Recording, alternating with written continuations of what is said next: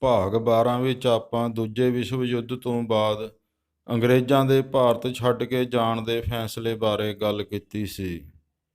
ਜਾਣ ਤੋਂ ਪਹਿਲਾਂ ਉਹ ਭਾਰਤ ਵਿੱਚ ਆਪਣੇ ਹਿੱਤ ਸੁਰੱਖਿਅਤ ਕਰ ਗਏ ਸਨ। ਚਲੋ ਕੁਝ ਵਿਸਥਾਰ ਨਾਲ ਗੱਲ ਕਰਦੇ ਹਾਂ। 1857 ਦੇ ਵਿਦਰੋਹ ਤੋਂ ਬਾਅਦ ਹੀ ਅੰਗਰੇਜ਼ਾਂ ਨੇ ਹਿੰਦੂ ਮੁਸਲਿਮ ਏਕਤਾ ਦੀ ਤਾਕਤ ਨੂੰ ਵੇਖ ਲਿਆ ਸੀ। ਹੁਣ ਉਹਨਾਂ ਪਾੜੋ ਤੇ ਰਾਜ ਕਰੋ ਦੀ ਨੀਤੀ ਅਮਲ ਵਿੱਚ ਲਿਆਉਣ ਲਈ ਇਤਿਹਾਸਕਾਰਾਂ ਅਤੇ ਆਪਣੇ ਪਿਆਦਿਆਂ ਦਾ ਇਸਤੇਮਾਲ ਸ਼ੁਰੂ ਕਰ ਦਿੱਤਾ।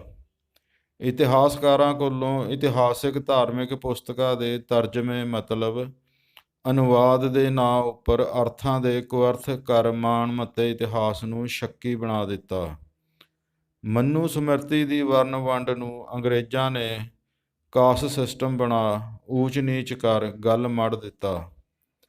ਸਿੱਖਾਂ ਦੀ ਤਾਕਤ ਨੂੰ ਵੀ ਘੱਟ ਕਰਨ ਲਈ ਇੱਕ ਪਾਸੇ ਮਾਰਸ਼ਲ ਕੌਮ ਦਾ ਠੱਪਾ ਲਾਇਆ ਅਤੇ ਦੂਜੇ ਪਾਸੇ ਇਤਿਹਾਸਿਕ ਪੁਸਤਕਾਂ ਅਤੇ ਹੋਰ ਧਾਰਮਿਕ ਗ੍ਰੰਥ ਲਿਖਾ ਉਹਨਾਂ ਵਿੱਚ ਵੰਡੀਆਂ ਪਾ ਦਿੱਤੀਆਂ ਗਈਆਂ। ਮੈਕਾਲਫ ਨੇ ਤਾਂ ਨਿਰਾ ਜ਼ਹਿਰ ਹੀ ਘੋਲਿਆ ਸੀ। ਸਿੱਖਾਂ ਦੀ ਵੰਡ ਬੁੱਢਾ ਦਲ ਤਰਨਾ ਦਲ ਇਸ ਸਮੇਂ ਦੀਆਂ ਲਿਖਤਾਂ ਨੇ ਹੀ ਪੱਕੀਆਂ ਕੀਤੀਆਂ ਸਨ। ਹਿੰਦੂਆਂ ਨਾਲ ਸਮਾਜਿਕ ਨੂੰਹ ਮਾਸ ਜਾਂ ਕਹੋ ਬਹੂ ਬੇਟੀ ਦਾ ਰਿਸ਼ਤਾ ਵੀ ਖਤਮ ਕਰ ਬ੍ਰਾਹਮਣ ਨੂੰ ਸਿੱਖਾਂ ਦੀਆਂ ਸਭ ਬੁਰਾਈਆਂ ਦਾ ਦੋਸ਼ੀ ਥਾਪਣ ਦੀ ਪੂਰੀ ਕੋਸ਼ਿਸ਼ ਕੀਤੀ ਗਈ ਸੀ। ਨਫ਼ਰਤ ਵਧੀ ਤਾਂ ਸੀ, ਪਰ ਉਦੋਂ ਗੁਰੂ ਦੇ ਸਿੱਖਾਂ ਦੀ ਗਿਣਤੀ ਮੈਕਾਲਫ ਦੇ ਸਿੱਖਾਂ ਨਾਲੋਂ ਬਹੁਤ ਵੱਧ ਸੀ। ਸਿੱਖੀ ਕਾਗਜ਼ਾਂ ਵਿੱਚ ਜਾਂ ਗੱਲਾਂ ਵਿੱਚ ਨਹੀਂ, ਖੂਨ ਵਿੱਚ ਹੁੰਦੀ ਸੀ। ਉਦੋਂ ਉਹ ਗੁਰੂ ਗੋਬਿੰਦ ਸਿੰਘ ਨੂੰ ਗੁਰੂ ਨਾਨਕ ਦਾ ਹੀ ਰੂਪ ਮੰਨਦੇ ਸਨ। ਪਿਓ ਮਹਿਤਾ ਕਾਲੂ ਜਾਂ ਮਾਂ ਤ੍ਰਿਪਤਾ ਲਈ ਵੀ ਪੂਰਾ ਸਤਿਕਾਰ ਸੀ। ਭੈਣ ਬੀਬੀ ਨਾਨਕੀ ਜਾਂ ਭਨੋਈਏ ਭਾਈ ਰਾਮਾ ਨੂੰ ਵੀ ਸਿੱਖ ਪੂਰਾ ਮਾਣ ਸਤਿਕਾਰ ਦਾ ਪਾਤਰ ਸਮਝਦੇ ਸਨ। ਪੁੱਤਰ ਸ਼੍ਰੀ ਚੰਦ ਲਈ ਵੀ ਪੂਰਾ ਸਤਿਕਾਰ ਦਾ ਭਾਵ ਸੀ।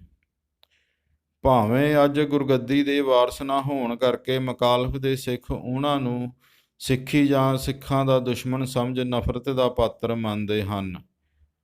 ਅੱਜ ਵੀ ਜ਼ਿਕਰ ਘ੍ਰਿਣਾ ਨਾਲ ਹੀ ਕਰਦੇ ਹਨ। ਜੇ ਅੰਗਰੇਜ਼ ਹੋਰ 50 ਕੁ ਸਾਲ ਭਾਰਤ ਉੱਪਰ ਰਾਜ ਕਰ ਜਾਂਦੇ ਤਾਂ ਸ਼ੀਆ ਸੁੰਨੀ ਵਾਂਗ ਹਿੰਦੂ ਸਿੱਖ ਵੀ ਇੱਕ ਦੂਜੇ ਦੇ ਜਾਨੀ ਦੁਸ਼ਮਣ ਹੋ ਜਾਂਦੇ। ਪਰ ਅਕਾਲ ਪੁਰਖ ਨੂੰ ਕੁਝ ਹੋਰ ਹੀ ਮਨਜ਼ੂਰ ਸੀ।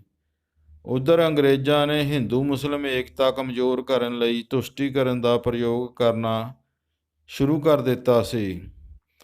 ਇਕੱਠੇ ਹੋ ਕੇ ਜੰਗਾਂ ਲੜਨ ਵਾਲਿਆਂ ਨੂੰ ਧਰਮਾਂ ਦੇ ਆਧਾਰ 'ਤੇ ਅੱਡ-ਅੱਡ ਕਰਨਾ ਸ਼ੁਰੂ ਕਰ ਦਿੱਤਾ ਤਾਂ ਜੋ ਮੁੜ ਕਦੇ ਇਕੱਠੇ ਹੋ ਅੰਗਰੇਜ਼ੀ ਹਾਕਮਾਂ ਨਾਲ ਭਿੜ ਨਾ ਸਕਣ। ਧਰਮ ਦੇ ਆਧਾਰ 'ਤੇ ਮੁਸਲਮਾਨਾਂ ਨੂੰ ਅਹਿਮੀਅਤ ਅਤੇ ਹਿੰਦੂਆਂ ਨੂੰ ਉਹਨਾਂ ਦੇ ਮੁਕਾਬਲੇ ਤੁੱਛ ਹੋਣ ਦਾ ਅਹਿਸਾਸ ਕਰਾਉਣਾ ਸ਼ੁਰੂ ਕਰ ਦਿੱਤਾ ਗਿਆ। ਮੁਸਲਮਾਨਾਂ ਦੇ ਦਿਮਾਗਾਂ ਵਿੱਚ ਭਰਨਾ ਸ਼ੁਰੂ ਕਰ ਦਿੱਤਾ ਗਿਆ ਕਿ ਉਹ ਭਾਰਤ ਵਿੱਚ ਹੁਕਮਰਾਨ ਰਹੇ ਹਨ ਅਤੇ ਹਿੰਦੂ ਕੀੜੇ ਮਕੌੜੇ ਵਾਂਗ ਉਹਨਾਂ ਵੱਲੋਂ ਕੁਚਲੇ ਜਾਂਦੇ ਰਹੇ ਹਨ। ਨਾਲ ਹੀ ਹਿੰਦੂਆਂ ਵਿੱਚੋਂ ਸ਼ਮਸ਼ ਮਤਲਬ ਤਲਵਾਰ ਚੁੱਕ ਬਾਗੀ ਹੋਣ ਵਾਲਿਆਂ ਨੂੰ ਕਮਤਰ ਕਰਨ ਲਈ ਇੱਕ ਰਾਜਨੀਤਿਕ ਪਾਰਟੀ ਜਾਂ ਕਹੋ ਰਾਜਨੀਤਿਕ ਦਲ ਖੜਾ ਕਰ ਦਿੱਤਾ। ਉਹਨਾਂ ਨੂੰ ਸ਼ਾਂਤੀ ਦਾ ਦੂਤ ਬਣਾ ਹੱਦੋਂ ਵੱਧ ਅਹਿਮੀਅਤ ਦੇਣੀ ਸ਼ੁਰੂ ਕਰ ਦਿੱਤੀ ਗਈ। ਸਮਾਜ ਪੂਰੀ ਤਰ੍ਹਾਂ ਜਾਤਾਂ ਧਰਮਾਂ ਅਤੇ ਖਿੱਤਿਆਂ ਦੇ ਆਧਾਰ 'ਤੇ ਵੰਡ ਦਿੱਤਾ ਗਿਆ। ਪਰ ਕੁਝ ਤਾਂ ਭਾਰਤ ਦੀ ਮਿੱਟੀ ਵਿੱਚ ਅਜਿਹਾ ਸੀ ਜਾਂ ਇੱਥੇ ਜਨਮੇ ਧਰਮਾਂ ਦਾ ਅਸਰ ਸੀ ਕਿ ਉਹ ਵੱਡੀ ਗਿਣਤੀ ਵਿੱਚ ਬਹਿਕਾਵੇ ਵਿੱਚ ਨਾ ਆਏ।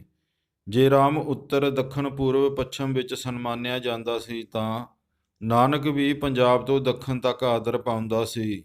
ਸਿੱਖ ਹੋਣ ਦਾ ਦਾਅਵਾ ਕਰਨ ਵਾਲਿਆਂ ਨਾਲੋਂ ਵੱਧ ਹਿੰਦੂ ਅਤੇ ਹੋਰ ਸਨਮਾਨ ਦਿੰਦੇ ਸਨ। ਇੱਥੋਂ ਦੀ ਮਿੱਟੀ ਵਿੱਚ ਪੈਦਾ ਹੋਏ ਧਰਮ ਨਫ਼ਰਤ ਦੀ ਥਾਂ ਸੱਚ ਅਤੇ ਮਨੁੱਖਤਾ ਦਾ ਸਬਕ ਸਿਖਾਉਂਦੇ ਸਨ।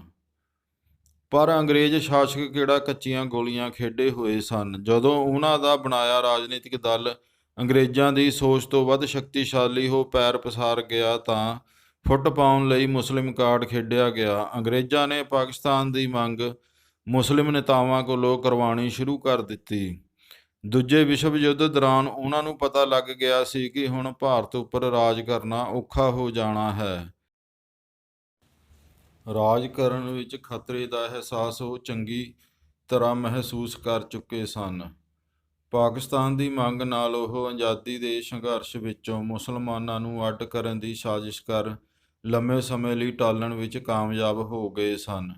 ਪਰ ਵਿਸ਼ਵ ਜੰਗ ਵਿੱਚ ਆਜ਼ਾਦ ਹਿੰਦ ਫੌਜ ਦੇ ਬਣਨ ਤੋਂ ਉਹਨਾਂ ਦੇ ਸਾਹ ਸੁੱਤੇ ਗਏ ਸਨ। ਇੰਗਲੈਂਡ ਜਾ ਕੇ ਮਦਨ ਲਾਲ ਢੀਂਗਰਾ ਤੇ ਊਧਮ ਸਿੰਘ ਨੇ ਇੰਗਲੈਂਡ ਵਿੱਚ ਵੀ ਉਹਨਾਂ ਨੂੰ ਭੜਥੂ ਪਾ ਦਿੱਤਾ ਸੀ। ਹੁਣ ਉਹਨਾਂ ਦੀ ਭਲਾਈ ਇੱਥੋਂ ਜਾਣ ਵਿੱਚ ਹੀ ਸੀ। ਜਾਣ ਤੋਂ ਪਹਿਲਾਂ ਉਹ ਇੱਕ ਕਮਜ਼ੋਰ ਤੇ ਫੇਲ ਦੇਸ਼ ਦਾ ਨਿਰਮਾਣ ਕਰਵਾਉਣਾ ਚਾਹੁੰਦੇ ਸਨ, ਤਾਂ ਜੋ ਸਮਾਂ ਪਾ ਕੇ ਉਹ ਉਹਨਾਂ ਦੇ ਕੀਤੇ ਜ਼ੁਲਮਾਂ ਅਤੇ ਲੁੱਟ-ਖਸੁੱਟ ਬਾਰੇ ਆਵਾਜ਼ ਨਾ ਬਣ ਸਕਣ ਅਤੇ ਆਪਣੀ ਹੀ ਮੌਤ ਮਰ ਜਾਣ, ਮਤਲਬ ਟੁਕੜੇ-ਟੁਕੜੇ ਹੋ ਕੇ ਹੋਂਦ ਗਵਾ ਦੇਣ। ਪਾਕਿਸਤਾਨ ਬਣਾਉਣ ਵਾਲੇ ਨੇਤਾਵਾਂ ਜਿਨ੍ਹਾਂ ਵਰਗਿਆਂ ਨੂੰ ਸਭ ਸਮਝਾ ਦਿੱਤਾ ਗਿਆ ਸੀ ਕਿ ਕੀ ਕਰਨਾ ਹੈ ਅਤੇ ਕੀ ਕਹਿਣਾ ਹੈ, ਉੱਪਰੋਂ ਅੰਗਰੇਜ਼ ਵਿਚਾਰੇ ਅਤੇ ਸ਼ਰੀਫ ਬਣ ਦਰਸਾਉਂਦੇ ਰਹੇ। ਪਾਕਿਸਤਾਨ ਦੀ ਮੰਗ ਦੇ ਨਾਂ ਉੱਪਰ ਹਿੰਸਾ ਸ਼ੁਰੂ ਕਰਵਾ ਦਿੱਤੀ ਗਈ। ਕਲਕੱਤੇ ਵਿੱਚ ਇੱਕ ਹੀ ਦਿਨ ਵਿੱਚ ਮੁਸਲਮਾਨਾਂ ਹੱਥੋਂ ਹਜ਼ਾਰਾਂ ਹਿੰਦੂਆਂ ਦਾ ਕਤਲ ਕਰਵਾ ਦਿੱਤਾ ਗਿਆ। ਅੰਗਰੇਜ਼ ਸ਼ਾਸਕ ਵਿਚਾਰੇ ਅਤੇ ਨਪੁੰਸਕ ਹੋ ਮਾਰਕਟ ਰੋਕਣ ਤੋਂ ਵਿਫਲ ਰਹੇ। ਕਹਿੰਦੇ ਨੇ 5000 ਤੋਂ ਵੱਧ ਹਿੰਦੂ ਇੱਕ ਹੀ ਦਿਨ ਵਿੱਚ ਕਤਲੇਆਮ ਕਰ ਦਿੱਤੇ ਗਏ। ਕਤਲੇਆਮ ਬਿਹਾਰ ਅਤੇ ਬਾਕੀ ਹਿੱਸਿਆਂ ਵਿੱਚ ਵੀ ਫੈਲ ਗਿਆ। ਪਾਕਿਸਤਾਨ ਦੀ ਮੰਗ ਮਨਜ਼ੂਰ ਕਰ ਲਈ ਗਈ। ਕੁਝ ਲੋਕਾਂ ਦਾ ਮਤ ਸੀ ਕਿ ਭਾਰਤ ਵਿੱਚ ਸ਼ਾਸਕ ਬਣਨ ਦੀ ਜਲਦੀ ਨੇ ਇਹ ਵੰਡ ਮਨਜ਼ੂਰ ਕਰਵਾਈ ਸੀ। ਜ਼ੋਰ ਦੰਗਾ ਕਤਲੇਆਮ ਰੁਕਾਉਣ ਦੀ ਥਾਂ ਸ਼ੋਕ ਮਨਾਉਣ ਅਤੇ ਪਾਕਿਸਤਾਨ ਬਣਨ ਦੀ ਮੰਗ ਨੂੰ ਸਵੀਕਾਰ ਕਰਨ ਉੱਪਰ ਜ਼ਿਆਦਾ ਸੀ। ਮੰਗ ਚੁੱਕੀ ਤਾਂ ਯੂਪੀ, ਬਿਹਾਰ ਅਤੇ ਹੈਦਰਾਬਾਦ ਵਾਲਿਆਂ ਅਤੇ ਬੰਗਾਲ ਵਾਲਿਆਂ ਨੇ ਸੀ, ਪਰ ਕੀਮਤ ਤਾਰਨ ਵੇਲੇ ਸਭ ਤੋਂ ਵੱਧ ਪੰਜਾਬ ਕਾਬੂ ਆਇਆ ਸੀ। 66% ਪੰਜਾਬ ਪਾਕਿਸਤਾਨ ਦੇ ਹਿੱਸੇ ਦੇ ਦਿੱਤਾ ਗਿਆ। ਪਹਿਲਾਂ ਤਾਂ 90% ਹੀ ਦਿੱਤਾ ਜਾ ਰਿਹਾ ਸੀ। ਸਿੱਖ ਭਾਰਤ ਨਾਲ ਰਹਿਣ ਵਿੱਚ ਸਹਿਮਤ ਸਨ। ਕਾਰਨ ਇੱਕ ਤਾਂ ਧਾਰਮਿਕ ਰੀਤੀ ਰਿਵਾਜ ਸਨ ਅਤੇ ਪਿਛੋਕੜ ਗੁਰੂਆਂ ਦਾ ਹਿੰਦੂਆਂ ਨਾਲ ਮਿਲਦਾ ਸੀ। ਰਿਸ਼ਤੇਦਾਰੀ ਤੇ ਪਰਿਵਾਰਿਕ ਸਾਂਝ ਵੀ ਸੀ।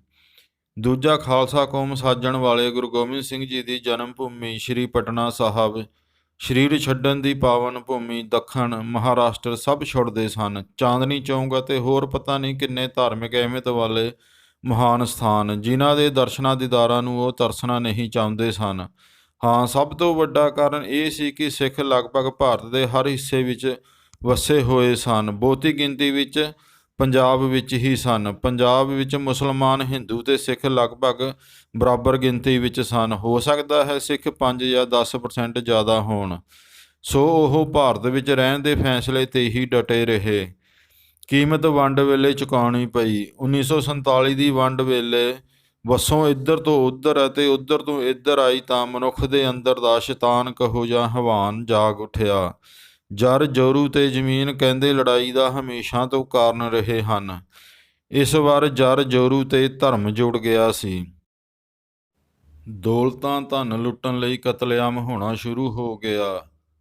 ਬੱਚੀਆਂ, ਜਵਾਨ ਕੁੜੀਆਂ, ਔਰਤਾਂ ਨੂੰ ਫੜ ਹਵਸ ਦਾ ਸ਼ਿਕਾਰ ਬਣਾਉਣਾ ਸ਼ੁਰੂ ਹੋ ਗਿਆ। ਭੀੜ ਆਉਂਦੀ ਸਮੂਹਿਕ ਬਲਾਤਕਾਰ ਕਰਕੇ ਇਹੋ ਜਿਹੀ ਮੌਤ ਮਾਰਦੀ ਹੋਣੀ, ਤੁਸੀਂ ਅੰਦਾਜ਼ਾ ਲਾਓ ਜਰਾ। ਜੇ ਕੋਈ ਬਚ ਜਾਂਦੀ ਹੋਣੀ ਤਾਂ ਕੀ ਬਚਦਾ ਹੋਣਾ ਉਸਦਾ? ਸਰੀਰ ਅਤੇ ਦਿਮਾਗ ਵਿੱਚ ਕੀ ਜਿਉਣ ਲਈ ਕੁਝ ਰਹਿ ਜਾਂਦਾ ਹੋਣਾ ਬਾਕੀ? ਸਭ ਕੁਝ ਹੋ ਰਿਹਾ ਸੀ ਧਰਮ ਦੇ ਨਾਂ ਉੱਪਰ ਹੋਈ ਵੰਡ ਅਤੇ ਦੇਸ਼ ਦੇ ਨਾਂ ਉੱਪਰ।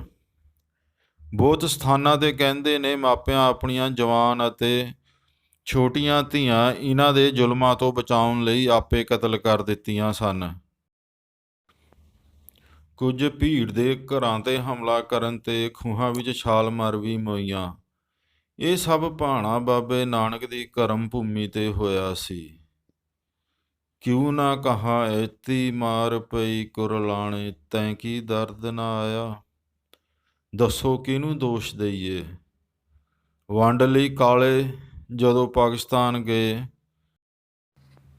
ਤਾਂ ਧਨਾੜ ਜਾਂ ਧਾਰਮਿਕ ਆਗੂ ਤਾਂ ਚੰਗੇ ਪਦਾਂ 'ਤੇ ਵਿਰਾਜਮਾਨ ਹੋ ਗਏ, ਪਰ ਆਮ ਮੁਸਲਮਾਨ ਬਸ ਮੁਜ਼ਾਹਰ ਬਣ ਕੇ ਅਣਚਾਹੇ ਪ੍ਰਾਹੁਣੇ ਹੀ ਬਣੇ ਰਹੇ। ਇੱਧਰ ਪੰਜਾਬ ਤੇ ਭਾਰਤ ਵਿੱਚ ਵੀ ਘਰ-ਬਾਰ, ਧਨ ਇੱਜ਼ਤ ਗਵਾ ਕੇ ਆਏ ਹਿੰਦੂ ਸਿੱਖ ਵਸ ਹੀ ਗਏ।